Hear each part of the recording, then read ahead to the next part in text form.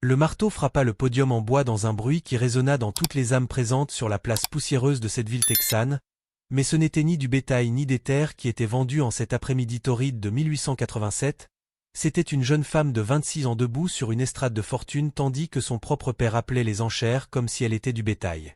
Magnolia Voss se tenait là, dans sa robe bleue usée, les mains tremblantes mais le menton haut, tandis que les hommes criaient les chiffres qui allaient déterminer son sort. La voix de son père Vernon se brisait à chaque enchère, mais le désespoir avait déjà tué le peu de conscience qui lui restait. Les dettes de la famille étaient si élevées que vendre leur fille semblait être leur seule chance de survie. Crow s'était rendu en ville ce jour-là pour s'approvisionner, rien de plus. À 38 ans, le rancher buriné par les intempéries quittait rarement sa propriété isolée depuis qu'il avait perdu sa femme Sarah et son jeune fils Thomas, emportés par la fièvre 3 ans auparavant. Il était devenu l'ombre de lui-même, travaillant seul ses terres, ne parlant à personne, existant plutôt que vivant.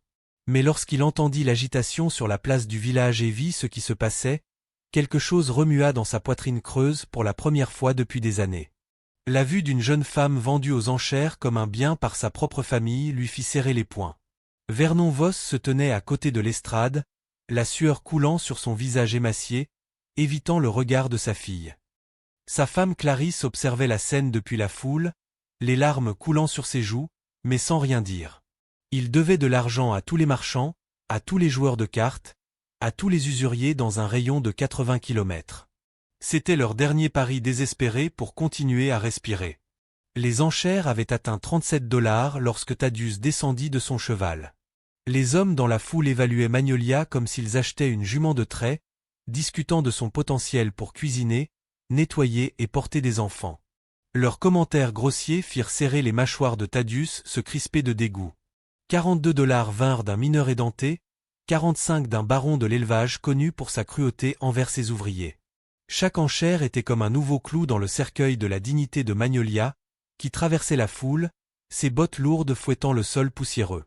Il avait vu assez de souffrances humaines pour toute une vie, mais cela, c'était différent. C'était un père vendant l'avenir de son enfant au plus offrant, et tous les hommes présents traitaient cela comme un divertissement. Lorsque les enchères atteignirent 50 $, Thaddeus ouvrit la bouche et parla pour la première fois depuis des mois à quelqu'un en dehors de sa propriété. Sa voix transperça la foule comme une lame transperce le silence, mais ce qu'il dit ensuite choqua toutes les personnes présentes, y compris Magnolia elle-même, et le montant qu'il offrit fit taire tous les autres enchérisseurs sur la place, ne laissant qu'une seule question en suspens dans l'air du désert. Que comptait faire ce mystérieux éleveur avec la fille qu'il venait d'acheter? 100 $. Les mots résonnèrent comme un coup de tonnerre sur la place du village, réduisant tout le monde au silence et arrêtant tous les cœurs pendant ce qui sembla être une éternité. Les hommes qui enchérissaient avec assurance quelques instants auparavant fixaient désormais l'inconnu avec des yeux écarquillés et la bouche bée. Thaddeus Crow resta parfaitement immobile tandis que la foule assimilait ce qu'elle venait d'entendre. 100 $, c'était plus d'argent que la plupart de ces hommes ne voyaient en 6 mois. C'était assez pour acheter 3 bons chevaux ou nourrir une famille pendant 6 mois, et ce rancher discret venait de l'offrir pour une fille que son propre père vendait. Les mains de Vernon Voss tremblaient tandis qu'il cherchait ses mots. Sa fille valait plus qu'il n'aurait jamais pu imaginer, mais en regardant l'homme au visage sévère qui avait fait l'offre, la peur s'insinua dans sa cupidité. Les mains de Vernon Voss tremblaient tandis qu'il cherchait ses mots. Sa fille valait plus qu'il n'aurait jamais pu l'imaginer, mais en regardant l'homme au visage sévère qui avait fait l'offre, la peur s'était glissée dans sa cupidité. Il y avait quelque chose chez Thaddeus Crow qui poussait les hommes adultes à s'écarter lorsqu'il passait. Les yeux bleus de Magnolia trouvèrent Thaddeus à travers la foule, cherchant sur son visage buriné un indice de ses intentions. Contrairement aux autres enchérisseurs qui la regardaient avec avidité ou calcul, son expression était indéchiffrable, froide mais pas cruelle, distante mais pas menaçante. Le silence s'étira jusqu'à ce que Vernon finisse par balbutier les mots qui scelleraient le destin de sa fille. 1 fois, 2 fois, adjugé à ce monsieur pour 100 $. Le marteau s'abattit avec une finalité qui résonna dans la poitrine de Magnolia comme un glas funèbre. Thaddeus s'avança à travers la foule qui s'écartait, chaque pas délibéré et mesuré. Il plongea la main dans son manteau et en sortit une bourse en cuir, comptant les pièces d'or avec la même émotion qu'il aurait pu montrer en achetant des fleurs ou des munitions. Le cliquetis métallique de chaque pièce frappant la paume tremblante de Vernon ressemblait à une autre chaîne liant Magnolia à sa nouvelle réalité. Vernon tenta de parler, peut-être pour offrir une explication ou une justification à ce qu'il fait, mais le regard froid de Thaddeus le réduisit au silence. Les yeux du rancher reflétaient un jugement plus sévère que n'importe quel mot. Voici un homme qui avait perdu son propre enfant à cause du destin, regardant un père qui avait vendu son enfant pour de l'argent sans un mot.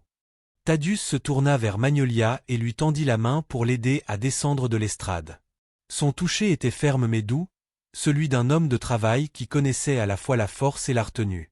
Elle accepta son aide, les jambes tremblantes après être restée debout si longtemps pendant que sa vie était vendue. La foule commença à se disperser, déçue que le spectacle se soit terminé si brusquement. Certains s'attardèrent pour chuchoter à propos du mystérieux éleveur qui avait surenchéri sur eux tous, tandis que d'autres maugréaient contre les occasions manquées. Mais Thaddeus ne leur prêta aucune attention et conduisit Magnolia vers son cheval et sa charrette.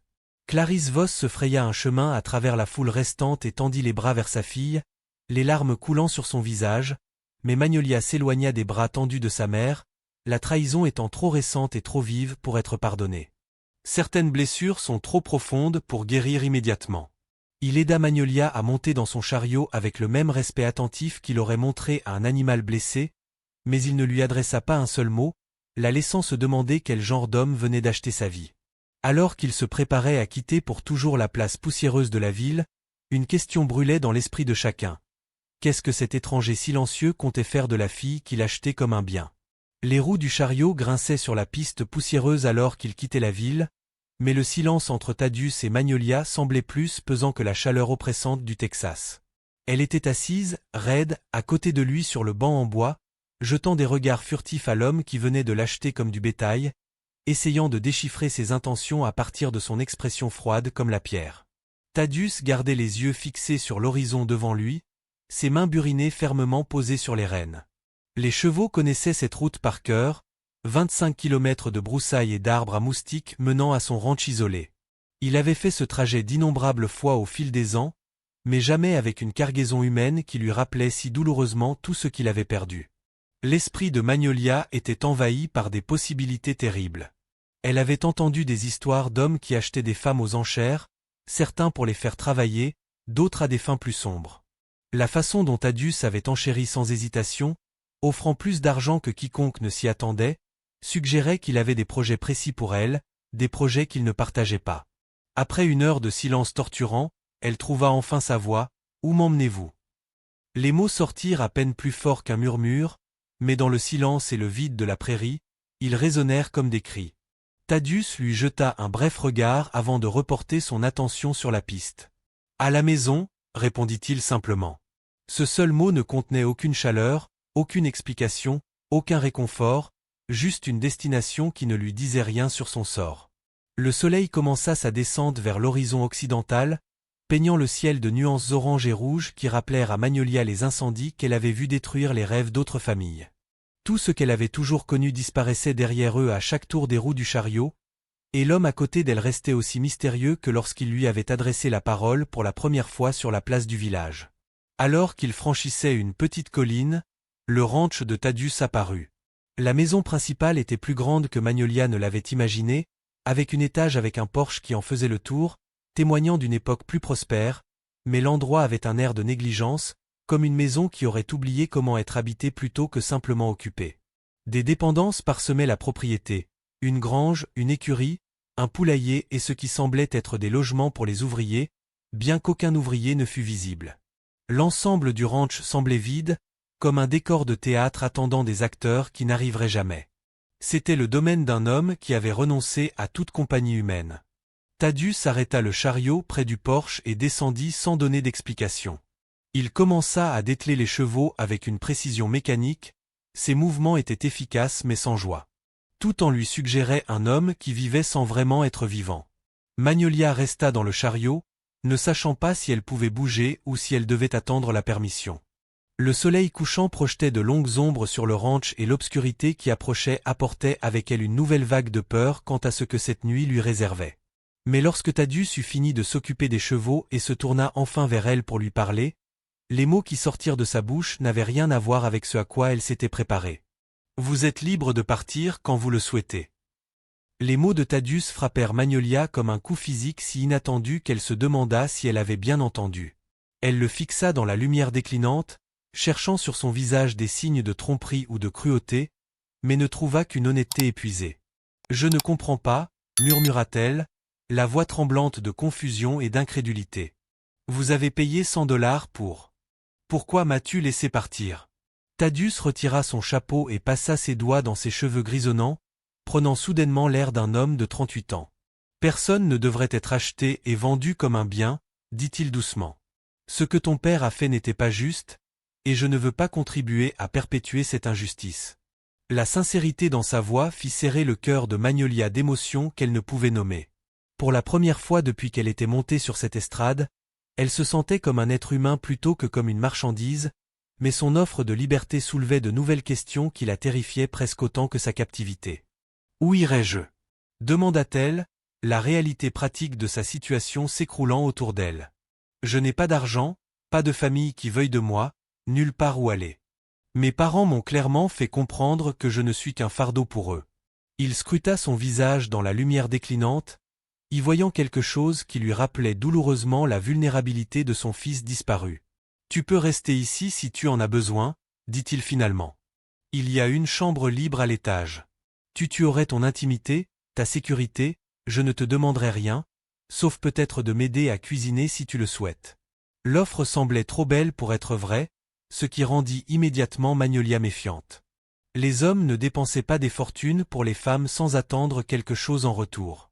Elle avait appris cette leçon en regardant sa mère gérer les exigences et les déceptions de son père pendant 26 ans. « Où est le piège » demanda-t-elle, se surprenant elle-même par sa franchise. « Que voulez-vous vraiment de moi ?»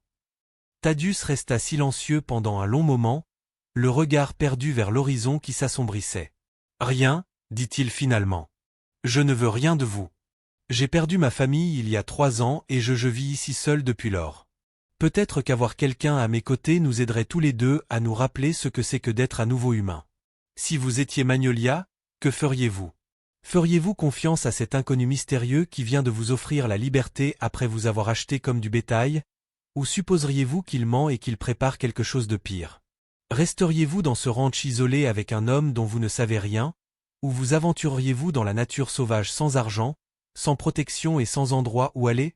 Dites-le-moi dans les commentaires, j'ai besoin de savoir quel choix vous feriez, car ce que Magnolia déciderait ensuite déterminerait si cette histoire deviendrait une histoire de salut ou quelque chose de bien plus dangereux. Les coyotes entamèrent leur chant du soir au loin tandis que Magnolia pesait ses options impossibles. Des années de déception lui avaient fait perdre toute confiance, mais la survie exigeait qu'elle fasse un choix. Debout dans l'obscurité grandissante de ce ranch isolé, elle réalisa que parfois, la décision la plus dangereuse est aussi la seule qui offre un espoir. Prenant une profonde inspiration qui lui donna l'impression de faire un pas dans le vide, Magnolia donna finalement sa réponse à Thaddeus Réponse, mais ce qu'elle dit et ce qui se passa lorsqu'ils entrèrent ensemble dans cette maison vide allait révéler des vérités sur eux deux qu'aucun n'était prêt à affronter. « Je resterai, » dit Magnolia d'une voix à peine audible dans le vent du soir. Pour l'instant, ces mots ressemblaient à un pari qu'Hélène n'était pas sûre de pouvoir se permettre, mais le désespoir avait réduit ses choix à ce seul acte de foi. Thaddeus acquiesça d'un signe de tête, un geste qui avait plus de poids qu'une douzaine de promesses. Il la conduisit jusqu'aux marches du porche, puis à la porte d'entrée qui s'ouvrit en grinçant, révélant une maison qui avait oublié comment être un foyer. Des grains de poussière dansaient à la lumière de la lampe lorsqu'ils entrèrent, et l'air avait la qualité viciée d'un endroit où une seule personne respirait. La pièce principale était meublée de façon spartiate, mais propre une cheminée en pierre, 2 chaises usées, une table qui semblait rarement accueillir plus d'une personne pour les repas. Tout témoignait d'un homme qui avait cessé de vivre et s'était contenté de survivre. Magnolia remarqua l'absence de photos, de décorations ou de tout autre objet susceptible de raviver des souvenirs douloureux. « Ta chambre est à l'étage, 2e porte à droite, » dit Thaddeus en allumant une lanterne et en la lui tendant. « Il y a des couvertures dans le coffre au pied du lit. Je serai dans la grange pour vérifier les animaux si tu as besoin de quoi que ce soit. » Alors qu'il se retournait pour partir, Magnolia se surprit à parler avant de pouvoir se retenir. « Pourquoi m'avez-vous vraiment acheté ?» La question resta suspendue entre eux comme la fumée d'un feu mourant, exigeant une réponse honnête. Thaddeus s'arrêta à la porte, ses larges épaules se crispant sous l'effet de ce qui semblait être une vieille douleur. « Parce que je sais ce que c'est que de tout perdre, » dit-il sans se retourner, « et je ne pouvais pas regarder votre père détruire ce qui restait de votre vie pour des dettes de jeu. » La simple honnêteté de ces mots frappa Magnolia plus fort que n'importe quelle explication élaborée. Voici un homme qui comprenait la perte d'une manière que la plupart des gens ne comprendraient jamais, et d'une certaine manière, cette compréhension commune de la douleur l'avait poussé à agir. Alors que les autres étaient restés là à regarder après son départ pour la grange, Magnolia gravit l'escalier étroit et découvrit une petite chambre confortable avec une fenêtre donnant sur la prairie. Le lit était soigneusement fait, le sol balayé, comme si Thaddeus l'avait préparé pour quelqu'un qui ne viendrait peut-être jamais. Elle se demanda si c'était la chambre de son fils, et cette pensée lui serra la poitrine d'une émotion inattendue. Elle s'assit sur le bord du lit et se permit enfin de pleurer, non pas de peur ou de colère, mais d'un immense soulagement d'avoir trouvé de la gentillesse dans un monde qui lui en avait si peu montré. Pour la première fois depuis des années, elle se sentait suffisamment en sécurité pour baisser complètement sa garde. Mais au fil des heures, alors que la maison s'enfonçait dans le calme de la nuit, Magnolia commença à entendre des bruits qui lui glacèrent le sang. Des pas dans le couloir devant sa porte, le craquement des planches, le bruit léger de quelqu'un qui respirait juste à côté de sa chambre. Si vous appréciez cette histoire de gentillesse inattendue dans le monde impitoyable du Far West, cliquez sur le bouton « S'abonner » pour découvrir d'autres récits qui vous toucheront droit au cœur et vous tiendront en haleine. Thaddeus avait-il menti sur ses intentions après tout, ou y avait-il autre chose qui rôdait dans sa maison isolée dans l'obscurité? Magnolia colla son oreille contre la porte en bois, le cœur battant si fort qu'elle était certaine que la personne dans le couloir pouvait l'entendre. Les pas s'étaient arrêtés juste devant sa chambre et elle pouvait entendre le sifflement doux de quelqu'un qui respirait lentement, délibérément, comme s'il écoutait aussi attentivement qu'elle. Ses doigts trouvèrent la poignée de la porte et elle la tourna avec une lenteur agonisante, ouvrant la porte juste assez pour jeter un œil dans le couloir sombre. Ce qu'elle vit lui coupa le souffle, mais pas par peur, par chagrin. Thaddeus se tenait dans le couloir, vêtu uniquement d'un maillot de corps et d'un pantalon, le regard vide et vague. Il était somnambule, se déplaçant dans sa maison comme un fantôme hantant sa propre vie. Dans ses mains, il tenait un petit cheval en bois peint en rouge et usé par d'innombrables petits doigts. « Tommy » murmura-t-il dans l'obscurité, la voix brisée et désespérée. « Tommy, où es-tu allé? Papa est là. » Papa T. Church. Magnolia réalisa qu'elle était témoin d'un moment extrêmement intime, le rituel nocturne d'un homme en deuil, cherchant dans sa maison vide le fils qui ne répondrait plus jamais à ses appels. Le cheval en bois qu'il tenait dans ses mains était clairement un jouet adoré, qu'il gardait près de lui-même pendant son sommeil, comme un lien avec l'enfant qu'il avait perdu. Elle regarda Thaddeus traîner les pieds dans le couloir jusqu'à une autre pièce, pousser une porte qui révéla ce qui avait autrefois été la chambre d'enfant. Même dans l'obscurité, elle pouvait voir que tout était resté exactement comme il l'avait laissé. Un petit lit avec des couvertures froissées, des jouets éparpillés sur le sol, des vêtements suspendus dans une petite armoire. C'était pour cela que Thaddeus vivait seul, que sa maison semblait vide, qu'il avait cessé de vivre vraiment. Il était pris au piège dans une boucle de pertes, incapable d'avancer mais refusant de lâcher prise. Chaque nuit, son esprit endormi cherchait ce que son cœur éveillé savait avoir disparu à jamais de la chambre de l'enfant. Venait le bruit de Thaddeus s'asseyant lourdement sur le petit lit, appelant encore doucement Tommy. La douleur brute dans sa voix fit monter les larmes aux yeux de Magnolia. Voici un homme qui lui avait acheté sa liberté, non pas par arrière-pensée, mais parce qu'il comprenait l'agonie de perdre sa famille et ne pouvait supporter pas de voir cela arriver à quelqu'un d'autre. Elle se retira dans sa chambre et s'assit près de la fenêtre, assimilant cette nouvelle compréhension de son mystérieux bienfaiteur. Thaddeus Crowe n'était pas une menace pour sa sécurité, c'était un homme brisé dont la capacité à faire preuve de gentillesse avait survécu à sa perte dévastatrice. Son offre d'hébergement n'était pas de la charité, c'étaient deux âmes blessées qui se reconnaissaient dans l'obscurité. Les bruits provenant de la chambre de Tommy s'estompaient peu à peu, Thaddeus ayant cessé de somnambuler. Bientôt, elle a entendu ses pieds nus traîner dans le couloir en direction de sa chambre, toujours avec son cheval de bois usé. La maison est retombée dans le silence, mais celui-ci semblait différent, non pas vide, mais lourd du poids d'un chagrin non surmonté. Magnolia a pris une décision qui l'a surprise par sa certitude. Demain, elle trouverait un moyen d'aider cet homme qui l'avait aidé, non pas parce qu'elle lui devait quoi que ce soit, mais parce qu'elle reconnaissait en lui le même besoin désespéré de contact humain qui grandissait dans son propre cœur depuis des années. Mais ce qu'elle découvrit le lendemain matin au sujet du passé de Thaddeus allait révéler une vérité si choquante qu'elle allait bouleverser tout ce qu'elle croyait savoir sur l'homme qui l'avait sauvée de la vente aux enchères. L'aube se levait sur le ranch, promettant une chaleur torride, mais Magnolia était déjà réveillée, n'ayant pratiquement pas dormi après avoir été témoin des déambulations nocturnes de Thaddeus. Elle s'habilla discrètement et descendit, déterminée à préparer le petit déjeuner en guise de remerciement à l'homme qui lui avait offert refuge. La cuisine était fonctionnelle mais peu fournie, avec le strict nécessaire pour permettre à un homme seul de survivre. Alors qu'elle s'affairait devant le poêle à bois pour préparer des œufs et du café, elle entendit Thaddeus s'agiter à l'étage, émettant les bruits normaux d'un homme qui commence sa journée, et non les bruits fantomatiques de ses heures de somnambulisme. Lorsqu'il apparut dans l'embrasure de la porte de la cuisine, entièrement habillé et portant son cheval de bois usé, Magnolia fit semblant de ne rien remarquer d'inhabituel. « Bonjour », dit-elle simplement en posant une assiette sur la petite table. « J'espère que ça ne te dérange pas que j'ai préparé le petit déjeuner. » Il s'arrêta net, clairement surpris de trouver quelqu'un qui s'occupait de lui dans sa propre cuisine. Le cheval de bois disparut rapidement dans la poche de son manteau, mais pas avant que Magnolia n'aperçoive les initiales gravées sur son flanc, TC Tomicro. « Je te suis très reconnaissant, » dit-il doucement en s'asseyant à table avec les manières maladroites d'un homme peu habitué à être servi. « Tu n'avais pas besoin de faire ça. Pas besoin de faire ça. » Oh. Alors qu'il mangeait dans un silence confortable, Magnolia remarqua des détails sur Thaddeus que la lumière du jour révélait plus clairement. Ses mains étaient marquées par des années de travail au ranch, son visage était buriné par le soleil et le chagrin, mais ses yeux, lorsqu'il pensait qu'elle ne le regardait pas, reflétaient une douceur qui suggérait l'homme qu'il était avant que la tragédie ne l'endurcisse. Après le petit déjeuner, Thaddeus se leva pour commencer ses tâches quotidiennes, mais la voix de Magnolia l'arrêta à la porte. « Parlez-moi de Tommy », dit-elle doucement. Les mots restèrent suspendus dans l'air comme la brume matinale, délicats et potentiellement dangereux.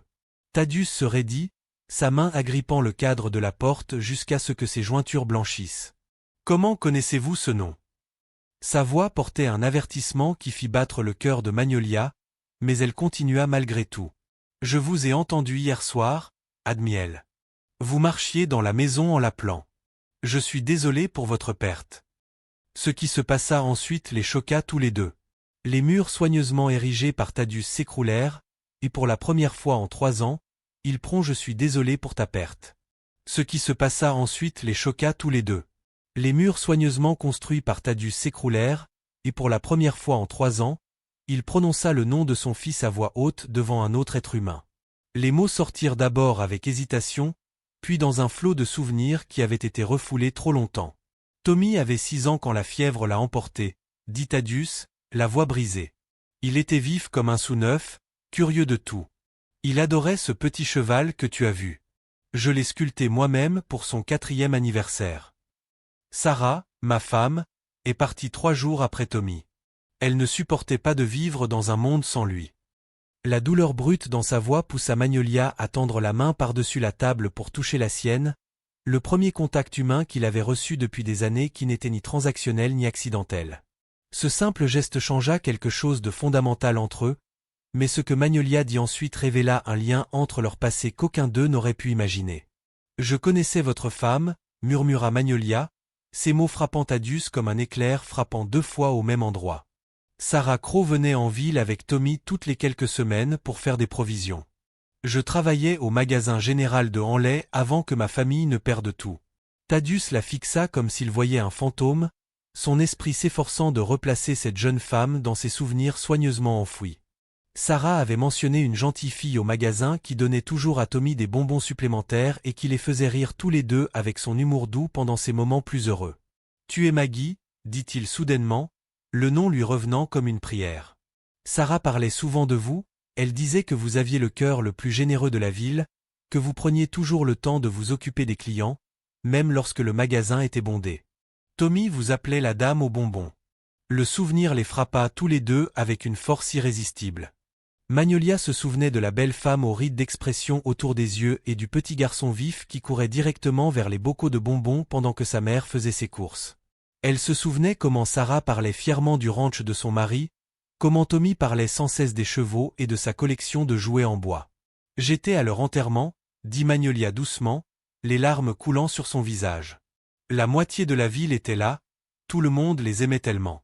Je t'ai cherché après, je voulais te présenter mes condoléances, mais tu étais déjà parti.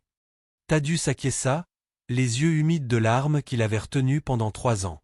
Je ne supportais pas d'entendre la sympathie des gens, je ne supportais pas de voir leur pitié, alors je suis rentré chez moi et j'ai essayé d'oublier que le monde existait. Cette révélation transforma tout entre eux. Ce n'était pas un inconnu qu'il avait sauvé par hasard de la vente aux enchères, c'était un homme dont sa famille lui avait témoigné de la gentillesse dans des moments plus heureux, et la femme de Thaddeus l'avait traité comme un membre de la famille alors que ses propres parents reconnaissaient à peine son existence. Nous avons tous deux fui le passé, dit Magnolia, submergé par la compréhension. Tu as essayé d'oublier et j'ai essayé de m'échapper. Peut-être pouvons-nous nous aider mutuellement à nous rappeler comment vivre à nouveau. Au cours des semaines suivantes, quelque chose de magnifique commença à naître dans cette maison isolée.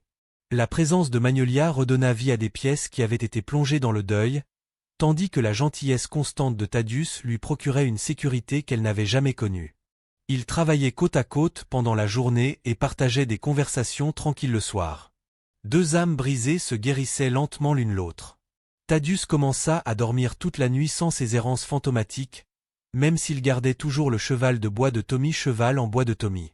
Magnolia découvrit qu'elle avait un talent pour le travail au ranch, et plus important encore, elle trouva de la joie à prendre soin de quelqu'un qui l'appréciait pour ce qu'elle était plutôt que pour ce qu'elle pouvait offrir. 6 mois plus tard, lorsqu'un prédicateur itinérant visita le comté, Magnolia et Thaddeus se tenaient ensemble tandis qu'ils prononçaient les paroles du mariage, non par obligation ou par arrangement, mais par amour, un amour qui avait grandi lentement et naturellement à partir d'une compréhension partagée et d'un respect mutuel. Des années plus tard, lorsque les gens leur demandaient comment ils s'étaient rencontrés, ils répondaient simplement que parfois, le pire jour de votre vie mène à la meilleure décision que vous prendrez jamais. Thaddeus avait acheté la liberté de Magnolia, mais au final, ils trouvaient tous deux quelque chose de bien plus précieux. Une seconde chance de bonheur, fondée sur la perte surmontée par l'amour. Si vous aimez cette histoire d'espoir naissant d'un cœur brisé, cliquez sur la vidéo à l'écran pour découvrir une histoire encore meilleure que celle-ci, avec un rebondissement si puissant que vous ne l'oublierez pas de sitôt. Cliquez sur la vidéo dès maintenant.